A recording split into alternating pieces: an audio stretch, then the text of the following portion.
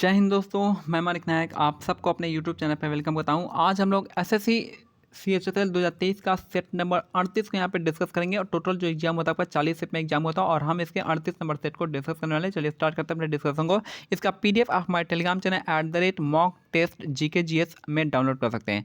इसका पीडीएफ आप कहाँ पर डाउनलोड करेंगे? सर्च कीजिएगा mock test GK GS search कीजिएगा, आ जाएगा डायरेक्ट, आप उसको वहाँ से पीडीएफ डाउनलोड कर लेंगे। पहला क्वेश्चन देखिए, खेती के लिए दी गई भूमि में श्रम और पूंजी के अधिक उपयोग वाली खेती को हम क्या कहते हैं? गहन खेती कहा जाता है। खेती के लिए दी गई भूमि में श्रम और पूंजी के लिए अधिक उपयोग वाली खेती को क्या कहते हैं? गहन खेती कहा जाता है। नेक्स्ट है, कपिल देव को पद्मश्री पुस्तक से कब सम्मानित किया गया था? तो 1982 में किया गया था। कपिल देव को पद्मश्री पुरस्कार से कब सम्मानित किया गया था? तो 1982 में किया गया था। कपिल देव को पद्मश्री पुरस्कार से कब सम्मानित किया गया था? 1982 में किया था। इनकी एक बुक है जिसका नाम है a straight from the heart. A straight from the heart इनकी बुक का नाम है। इनको जो है आपका क्या कहते हैं? इनका जो शॉर्ट नेम है, निकनेम मुझे याद नहीं आ रहा है, ठीक है, आप मेरे को कमेंट करके बता सकते हैं। नेक्स्ट है, इनमें से कौन सी स्थिति एमएफआई यानी माइक्रो फाइनेंस इंस्टीट्यूशन की अधिक संसाधनों को आकर्षित करने और अपने ग्राहकों के लिए सेवाओं का विस्तार करने के लिए क्षमता को बढ़ाती है? तो ये है आपका वित्तीय रूप से व्यवहार्य और आत्मनिर्भर एमएफआई। ठीक है, एमएफआई का फ्लो है माइक्रो फाइनेंस इंस्टीट्यूशन हो जाएगा। तो इनमें से कौन सी स्थिति जो है माइक्रो फाइनेंस इंस्टीट्यूशन की अधिक संसाधनों को आकर्षित करने और आप अपने ग्राहकों के लिए सेवाओं का विस्तार करने के लिए क्षमता को बढ़ाती है? तो वित्तीय रूप से व्यवहार्य और आत्मनिर्भर एमएफआई का। नेक्स्ट है, लोकप्रिय राग मियाँ के मल्हार की रचना का श्रेय किसे दिया जाता है? तो तानसेन को। मियाँ की मल्हार की रचना का श्रेय जो है तानसेन को दिया जाता है। तानसेन को मियाँ की उपाधि किसने दी थी? तो मियाँ की उपाधि जो है तानसेन को किसने दिया था? ये दिया था अकबर ने दिया था। और तानसेन जो है अकबर के पहली बार जो है किसके किसके दरबार में थे? आप मेरे को कमेंट सेक्शन में बताइएगा। अकबर के दरबार में नहीं थे पहली बार, ठीक है। जाकिर हुसैन का संबंध जो है किसके लिए है? जाकिर हुसैन का संबंध है आपका तबला वादन के लिए। तबला से 3 नाम को आपको याद रखना है, एक तो जाकिर हुसैन, दूसरा है अल्लाह रखा, तीसरा हो जाएंगे कौन? किशन महाराज, ये है, ठीक है। बाकी जो है मीराबाई किससे संबंधित है? मीराबाई जो संबंध है आपका ये भगवान कृष्ण की भक्त थे, कृष्ण भक्त थे, यानी वैष्णविजन से संबंधित है। और ये आमिर खुसरो का संबंध है किससे?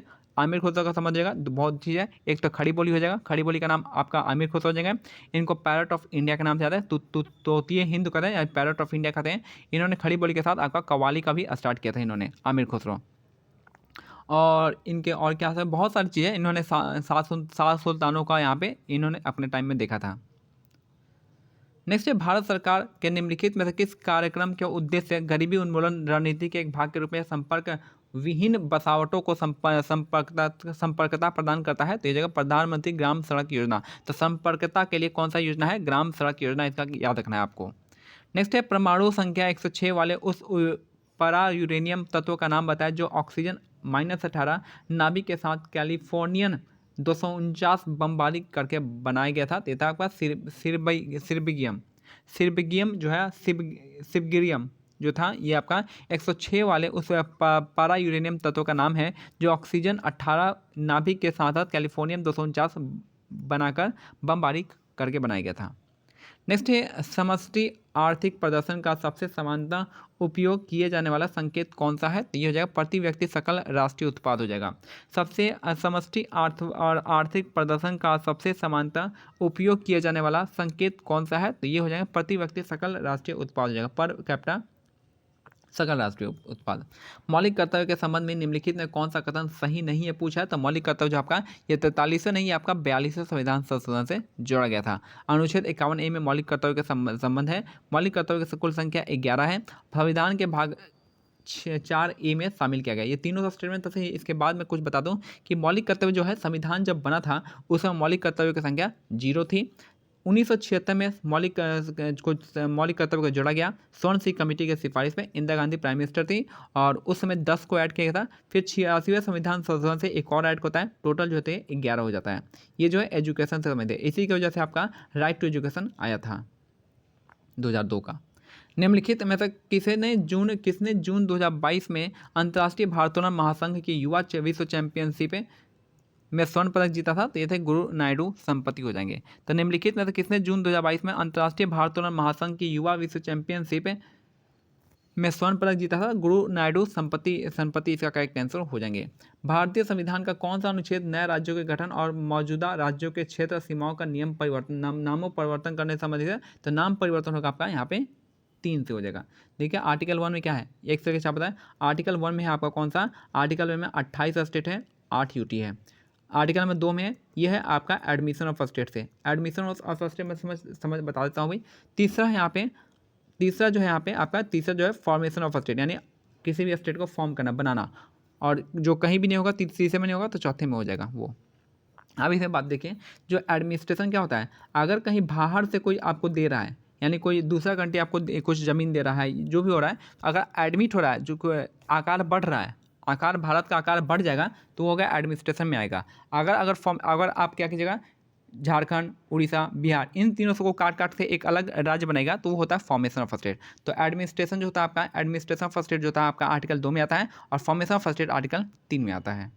नेक्स्ट है, निम्नलिखित में से कौन सा घटक नव भारत साक्षरता कार्यक्रम से संबंधित नहीं है? तो यह कहा जाएगा व्यावसायिक कौशल विकास, ये नहीं है। बाकी बुनियादी शिक्षा प्रदान करना है, मूलभूत साक्षरता और संख्यात्मक ज्ञान को बताना है, और महत्वपूर्ण जीवन कौशल सुधार करना है। नेक्स्ट है, आणविक सूत्र C2H वाला निम्नलिखित में कौन सा यौगिक एसिटिलीन के हाइड्रोजन हाइड्राइड से प्राप्त होता है? तो ये होता है एथाइनिलीन हो जाएगा। तो आणविक सूत्र C2H वाला निम्नलिखित में कौन सा यौगिक एसिटिलीन के हाइड्राइड से प्राप्त होता है? तो ये एथिनील इसका करेक्ट आंसर हो जाएगा। नेक्स्ट है, निम्नलिखित खिलाड़ियों में से कौन किसे 2022 में अर्जुन पुरस्कार से सम्मानित नहीं किया गया था? तो ये थे आपके HS प्रणय को किया गया था, लक्ष्य सेन को किया गया था, सुशीला देवी को किया गया था, अरविंदर सिंह को नहीं किया गया था। नेक्स्ट है, निम्नलिखित याद रखना है कि जो अर्जुन पुरस्कार है ये आपका टोटल 25 खिलाड़ियों को दिया गया था। नेक्स्ट है, निम्नलिखित में कौन सी नदी छत्तीसगढ़ के रायपुर जिले से सिहावा के निकट निकलती है और उड़ीसा से बहते हुए अंततः बंगाल की खाड़ी में गिर जाती है? तो यह है महानदी। याद रखना है कि निम्नलिखित में कौन सी नदी छत्तीसगढ़ के रायपुर जिले में सिहावा के निकट से निकलती है और उड़ीसा से बहते हुए बंगाल की खाड़ी में गिर जाती है? महानदी। महानदी का उद्गम स्थल कहाँ पे? तो अमरकंटक की पहाड़ी कहाँ पे? छत्तीसगढ़ में, वहाँ से यह निकलती है और बंगाल की खाड़ी में जाके गिर जाती है। महानदी पे कौन सा शहर है? तो कटक शहर जो है महानदी के किनारे बसा हुआ है। बंगाल की खाड़ी, यहाँ पे गोदावरी की बात करते हैं। गोदावरी जो है ये कहाँ से निकलती है? त्र्यंबकेश्वर से निकलती है। त्र्यंबकेश्वर कहाँ पे? नासिक में निकलती है। और ये जो है इसको वृद्धा गंगा भी कहते हैं, बूढ़ी गंगा भी कहते हैं गोदावरी को। और याद रखना है कि सबसे बड़ी दक्षिण भारत की सबसे बड़ी नदी कौन सी है? तो ये भी आपका गोदावरी नदी ही है। ठीक है। नेक्स्ट है कृष्णा नदी। कृष्णा जो है इस पे यहाँ पे ये गोदावरी नदी कौन सा डैम है? तो जायकवाड़ी डैम आपको याद रखना है, गोदावरी नदी पे है। और कृष्णा नदी पे हो जाएगा कौन सा, कृष्णा नदी कहाँ से निकलती है? महाबलेश्वर से निकलती है। और यहाँ पे कौन सा डैम आता है? तो कृष्णा नदी पे जो डैम है आपका अलमाटी डैम आता है। और कौन सा डैम आता है जी कृष्णा नदी पे? अलमाटी डैम होगा, नागार्जुन सागर डैम होता है, और भी बहुत सारे डैम होते हैं कृष्णा नदी पे। कावेरी डैम पे हो जाएगा आपका कौन सा? कावेरी नदी कहाँ से निकलती है? ब्रह्मगिरी पहाड़ी से निकलती है। और ये जो है इसको आपको क्या कहते हैं इसको? भारत की गंगा, यानी आपका भारत की गंगा कहते हैं इसको। भारत की गंगा नहीं, जो की गंगा क्या कहते हैं? बूढ़ी। चलिए हम इसको देखेंगे बाद में यहाँ पे। और कावेरी का है कौन सा नदी है? कृष्णराज सागर डैम है आपका, मेट्रो डैम है, कावेरी नदी पे आता है। नेक्स्ट है, निम्नलिखित में से रामकृष्ण परमहंस के शिष्य कौन थे? तो आपके स्वामी विवेकानंद। रामकृष्ण परमहंस के शिष्य कौन थे? स्वामी विवेकानंद। स्वामी विवेकानंद का जो है आपका बचपन का नाम क्या था? नरेंद्र नाथ दत्त थे। इन्होंने 1893 में शिकागो सम्मेलन में भाग लिया था, और 1897 में इन्होंने किसका? रामकृष्ण की स्थापना की थी। स्वामी दयानंद सरस्वती, इन्होंने आर्य समाज की स्थापना की थी। आर्य समाज की स्थापना की थी, कब की थी? बॉम्बे में किया था, 1875 में किया था। हिंदुओं का सुधार आंदोलन क्या था? आर्य समाज था। स्वामी दयानंद सरस्वती का मूल नाम क्या था? ये थे आपके, क्या नाम था? मूल शंकर था। और ये जो है आपका स्वामी दयानंद सर, इन्होंने शुद्धि मूवमेंट, वेदों की ओर लौटो, और इनको भारत का मार्टिन लूथर भी कहा जाता है। स्वामी सहजानंद, ये आपके भारत के किसान आंदोलन से संबंधित है। किसान आंदोलन संबंधित कौन है? तो ये है आपका स्वामी सहजानंद। इन्होंने बिहार प्रोविंशियल किसान सभा, ऑल इंडिया किसान सभा के पहले चेयरमैन भी कौन थे? स्वामी सहजानंद थे, 1934 के। ठीक है। नेक्स्ट है, स्वयं सहायता समूह एसएचजी के संबंध में गलत कथन की पहचान करना है। तो ये पहला देखिए यहाँ पे कौन सा गलत है, तो आपका केवल 2 यहाँ पे गलत है। बाकी पहला हमारा पहला तो दूसरे को छोड़ देंगे, हम पहला और तीसरा देखेंगे। तो एसएचजी क्या होता है, सेल्फ हेल्प ग्रुप क्या होते हैं, तो इनमें सामाजिक और आर्थिक रूप से एक समान 20 लोगों तक स्वैच्छिक समूह शामिल होते हैं। और अप्रैल 1996 में आरबीआई ने एसएचजी बीएलपी को एक प्राथमिकता क्षेत्र के रूप में ऋण गतिविधि के रूप में घोषित किया था। तो 1 एंड 3 सही है, दूसरा आपका गलत है। नेक्स्ट है, देखिए यहाँ पे सिंपल सा लग रहा है कि जो है नियमों और उपनियमों का पालन करने की आवश्यकता नहीं होती, चाहे तो सभी को नियम का पालन करने का आवश्यकता होता है। तो यह सिंपल सा था। यह निम्नलिखित में कौन सा प्रत्यक्ष कर का एक उदाहरण है, तो ये है आपका आयकर। प्रत्यक्ष कर का उदाहरण जो है आयकर हो जाएगा। इनकम टैक्स आपका डायरेक्ट टैक्स होता है, बाकी जो है आपका जीएसटी आपका इनडायरेक्ट टैक्स होता है।